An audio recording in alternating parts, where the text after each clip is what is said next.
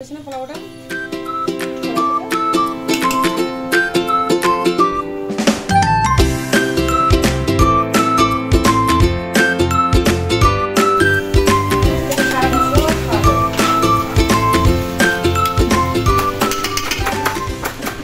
আসসালামু আলাইকুম আমার আপুরা ভাইয়ারা কেমন আছেন সবাই আলহামদুলিল্লাহ আমিও আপনাদের দোয়ায় ভালোই আছি। শুক্রবারটা আসলে আমার বাসায় একটু কাজটা বেশিই থাকে, তো যাই হোক শুক্রবারে যেহেতু বাচ্চাদের স্কুল বন্ধ, তো সকাল সকাল কি করি, উঠে নামাজটা আদায় করে কিন্তু আবার ঘুমিয়ে যাই। তো ঘুম থেকে উঠে দেখি 11টা বেজে যায়, কখনো 10:30 বেজে যায়। তো তাড়াহুড়া করে নাস্তা বানানো লাগে। তো আজকেও সেম তাড়াহুড়া করে নাস্তা বানিয়ে নিচ্ছি, কিছু করার নেই। তো যেহেতু একটু ঘুমিয়েছি বেশি, সেই জন্য একটু দেরি হয়ে গেল। তো এখানে আমি বাচ্চাদের জন্য ডিম ভেজে নিচ্ছি। বাচ্চারা কি সবার জন্য একটা একটা করে ডিম পোস্ট করে নিলাম। আর হচ্ছে আজকে পরোটা বানাবো, আজকে কোনো রুটি বানাবো না। তো যেহেতু অনেকক্ষণ আটা মেখে রাখার সময়টা আমার কাছে ছিল না, সেজন্য আমি কি করেছি, গরম পানি দিয়ে খুব সুন্দর করে আটাটা করে নিয়েছি। আর পরোটা বানাতে তেমন একটা বেশি সময় লাগবে না, জাস্ট ভাজতে যতক্ষণ লাগে ততক্ষণ। এই যে আমার সব আটাগুলা কিন্তু হয়ে গেছে। যতক্ষণ ভাজতে সময় লাগবে ততক্ষণই আমার সময় লাগবে নাস্তা রেডি করার জন্য। এদিকে মারিয়ামটাও ঘুম থেকে উঠে গেছে। মোট কথা হচ্ছে 11টার ভিতরে সবাই উঠে গেছে, যেহেতু স্কুল বন্ধ, সব কিছু বন্ধ, সেজন্য সবাই একটু মন মতো ঘুমিয়ে নিল। আমিও আরও ইচ্ছে করে ডাক দিই নেই যেন ওদের ঘুমটা না ভাঙে। প্রতিদিন তো আর এত বেলা করে ঘুমায় না, স্কুল যেদিন বন্ধ থাকে ওদিনই একটু ওরা মন মতো ঘুমিয়ে নেয়। এই যে ভাইয়া নাস্তা খাচ্ছে পরোটা দিয়ে, তুমি তো খাচ্ছ না। তুমি কি খাইতেছো দেখাও তো সবাই রে, দেখো তুমি কি পরোটা খাচ্ছ? বিস্কিট খাচ্ছে। এখন কি বিস্কিট খাওয়ার টাইম? এখন বিস্কিট খাওয়ার টাইম। আই তো যাই হোক, একে একে কিন্তু সবারই নাস্তা খাওয়া হয়ে গেছে। ছেলে আমার নাস্তা খেয়ে অলমোস্ট ফ্রেশ হয়ে সে নামাজে চলে গেছে। দীপ্তর আব্বুও একসাথেই নামাজে চলে গেছে, কারণ শুক্রবার জুমার নামাজ, যেহেতু বাপ ছেলে দুজনেই একসাথে নামাজটা পড়বে। তো একটু তাড়াতাড়ি আর্লি মর্নিংয়ে চলে গেছে। তো আমিও আবার একটু তাড়াতাড়ি করে নাস্তাটা করে নিলাম, একটু চা খেয়ে নিলাম। এখন এই যে দুপুরের রান্নার জন্য প্রিপারেশন নিচ্ছি, কারণ হচ্ছে গরুর মাংস সিদ্ধ হতে তো একটু সময় লাগে। আর যেহেতু আমি প্রেশার কুকারে কোনো কিছু রান্না করব না, এভাবে নর্মালভাবেই তেহারি রান্না করব আজকে। সবার বায়না ছিল আম্মু একটু তেহারি রান্না করো, সেজন্য আমি আজকে তেহারি রান্না করব। এই যে মাংসগুলো ছোট ছোট করে কেটে এখানে আমি টক দই দিয়ে দিলাম প্রয়োজন মতো পেঁয়াজ কুচি, তারপরে হচ্ছে আদা রসুন বাটা দিয়ে দিয়েছি আমি এখানে 2 টেবিল চামচ করে। ধনিয়ার গুঁড়া দিয়েছি 1 টেবিল চামচের মতো, প্রয়োজন মতো জিরার গুঁড়া দিয়েছি, তেজপাতা দিয়েছি, মরিচের গুঁড়া দিয়েছি। ঝালটা আপনাদের মন মতো দিবেন। আর এটা হচ্ছে আমার হাতে বানানো স্পেশাল তেহারি গরম মশলা। তো এইখান থেকে আমি প্রায় 1 টেবিল চামচের মতো দিয়ে দিয়েছি প্রয়োজন মতো লবণ, আর দিয়ে দিয়েছি প্রয়োজন মতো তেল। এখন মাংসর সাথে সব কিছু সুন্দরভাবে মেখে নিব। তো এই তো দেখেন আমার কিন্তু অলমোস্ট মাংসগুলো মাখানো হয়ে গেছে। এখন আর আমি রেস্টে রাখবো না, যেহেতু আমার হাতে তেমন একটা সময় নেই, এখনই আমি বসিয়ে দিব। আর এদিকে ওর বাবা কিছু বাজারও এনে দিয়েছিল।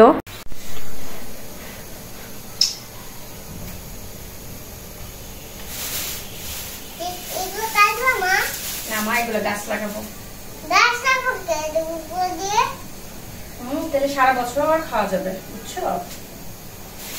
একটা খেয়ে হ্যাঁ, তারপরে এগুলো লাগাও চিচিঙ্গা। আই লাভ চিচিঙ্গা। ইউ লাভ চিচিঙ্গা? কিন্তু ভাইয়া গেছে গা, ফাইটা গেছে আনতে। এই যে দেখো দেখি ভিতরে ফাইটা ফাটা মুজম ফাটা। এই হচ্ছে পেঁপে।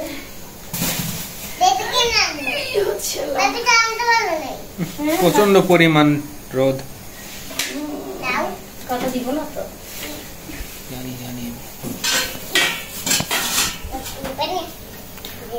কথা দিবা না। আলুটা দেখিছো না? তেহারির জন্য আলু দেখাই দাও।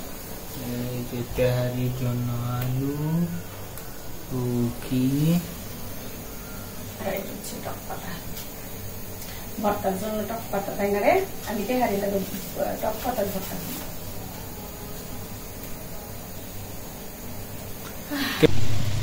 ঢেলা দিও না।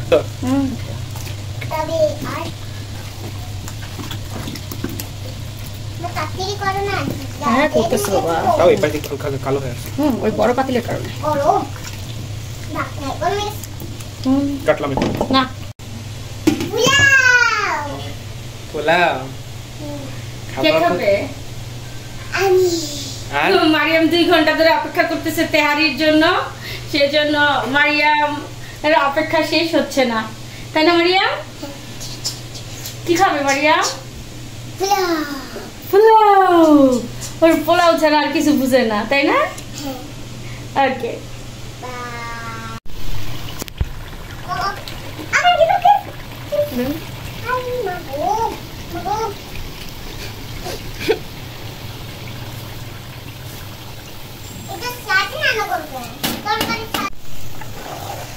এগুলো এমনি নষ্ট করতেছো।